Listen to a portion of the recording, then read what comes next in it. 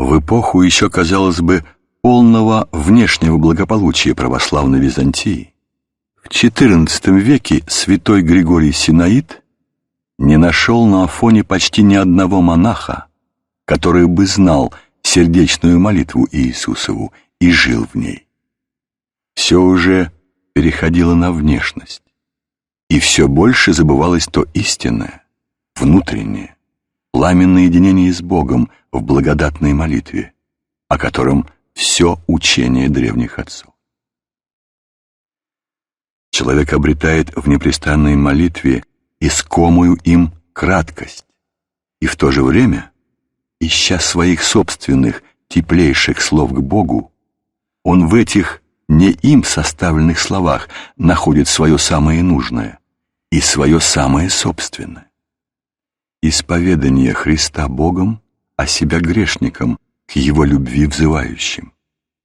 Основание молитвы, земля ее, полнейшее смирение, восхождение ее на небо, любовь Божия.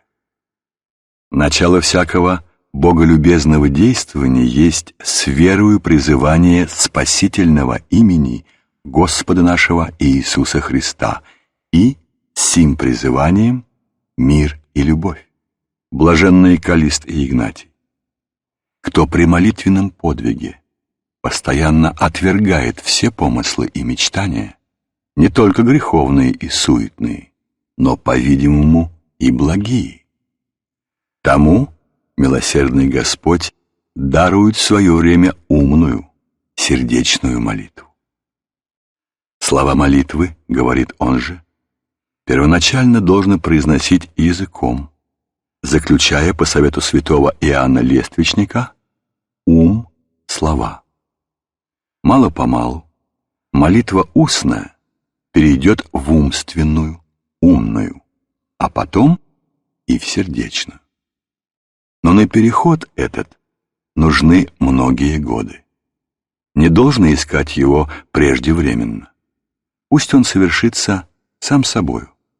Или правильнее, да дарует его Бог в известное ему время, смотря по духовному возрасту и обстоятельствам подвижника. Смиренный довольствуется тем, что сподобляется памятовать Бога.